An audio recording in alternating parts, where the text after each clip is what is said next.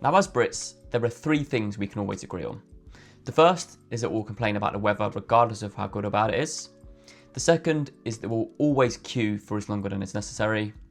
And the third is that we absolutely hate paying more tax than we actually need to. So when it comes to retirement, it's no wonder that the first things people do are jet off somewhere sunny, queue for the plane like it's going to leave without you, and of course, take money from the most tax-free places possible before even thinking about taking money that's taxable. What if I told you that actually doing that could actually mean you end up paying more tax over the course of your retirement? Now, this is nothing to do with your investment returns or anything like that. It's simply you taking money from the tax-free places before the taxable places.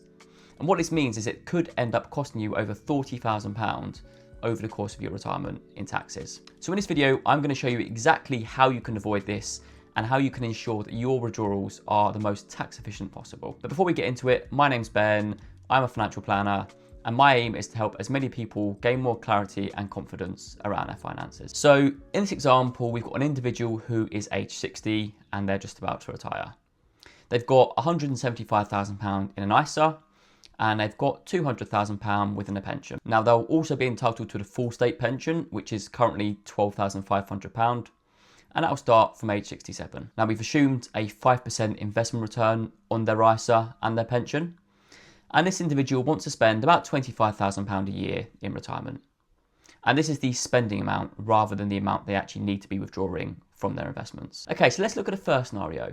Now, in scenario A, we're in a position where this individual has said, okay, I've got £175,000 in my ISA. Now, I know I can access all of that tax-free. So if I'm going to be spending £25,000 a year, I know that the money within that ISA is probably going to last me kind of 7 to 8 years, depending on the investment growth. And I know, therefore, that this will tide me over until my state pension comes into payment at age 67. So what this individual does is they go away and they draw £25,000 a year from their ISA to fund their expenses until age 67. Now then, from age 67, clearly they can reduce the amount they need from their ISAs to £12,500. So this, combined with the state pension, still meets their expenses of £25,000. And of course, at some point that ISA is going to run out. So when that happens, they'll then switch their withdrawals from their ISA to their pension to ensure their expenses are still met each year. Okay, so how does that look in practice? So you can see on screen here now that I've laid out how this individual's expenses are going to be funded. So you can see from now until age 66, all of their expenses are being funded from their ISA. We can then see from age 67, their state pension coming into payment. So at this point, about half of their expenses are met from the state pension and about half of their expenses are met from their ISA withdrawals. And then around age 70, their ISA is depleted, so that's now at a zero balance. So what they need to do at this point is then switch the withdrawals from their ISA to their pension.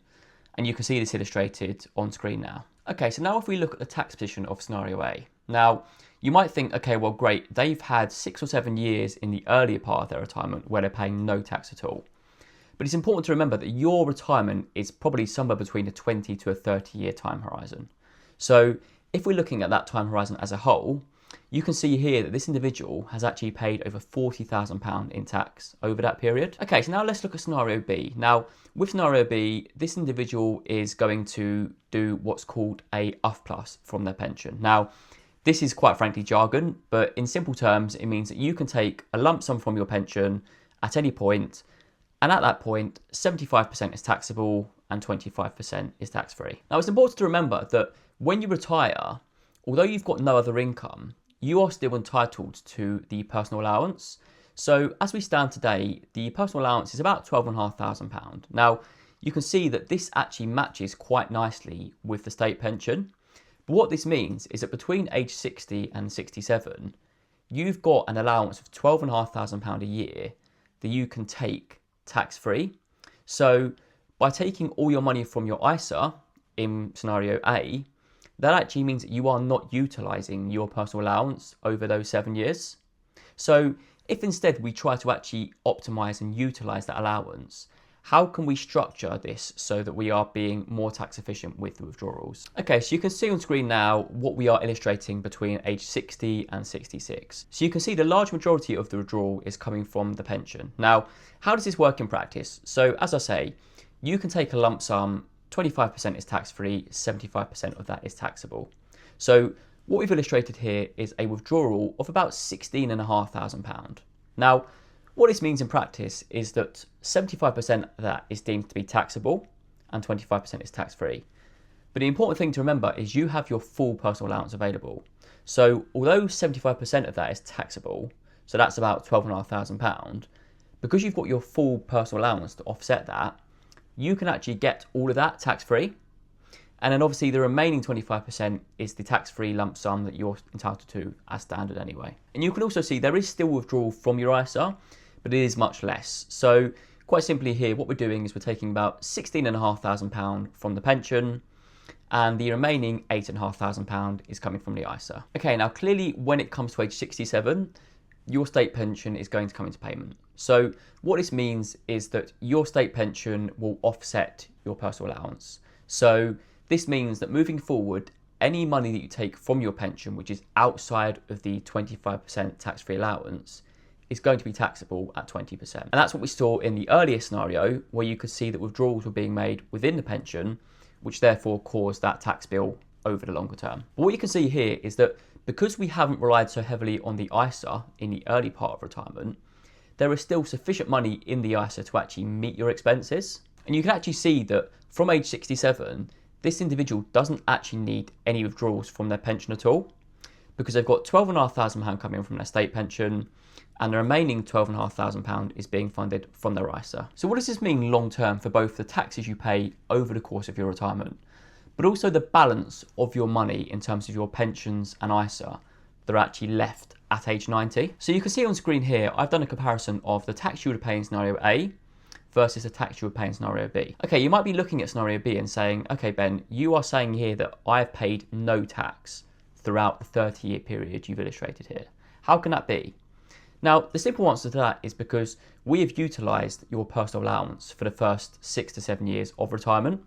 So because of this, it means that we still have a large ISA pot there that we can draw on once your state pension comes into payment. So you can see here that in this example, you can effectively get £25,000 a year from both your ISA and your pension for the remainder of your retirement without actually paying a single penny of tax. And you can also see here the long-term impact this has on the value of your pensions and ISAs. So you can see in scenario A, the one where we were paying more tax than is necessary because we were taking tax-free income very early on in retirement and taking no taxable income, your combined pot when it comes to age 90 is about £415,000. Now if we look at scenario B, that figure is actually closer to £490,000. That's a £75,000 difference. And that's a combination of the fact that A, you've paid less tax, but B, because you're taking less out of your pension in the form of tax, you're giving it longer to compound, and therefore the growth on that is going to be bigger over the longer term. So hopefully this video shows you how important it is to actually think and have a proper strategy when it comes to retirement planning, because on the face of it, taking your tax-free income as soon as you retire can look like quite sound and stable and sensible planning. When you look over the much longer term, you can see that this can actually cost you thousands of pounds in tax. So it's really important that you actually understand the tax implications of your withdrawals and what that could mean for your retirement planning and your longer term finances. So what I've done is I've created a free calculator, and you can find a link to this in the description below. And effectively what this allows you to do is you can input your own figures. So you can input your ISA balance, your pension balance, what age you want to retire, how much you want to be spending, and also the assumed growth rate on those investments. And that will show you which strategy is likely to be better for you, and also if that's sustainable over the longer term. But anyway, really hope you got some value from the video. If you did, please do consider subscribing to the channel because it really would mean a lot to me. And hopefully I'll see you in the next video.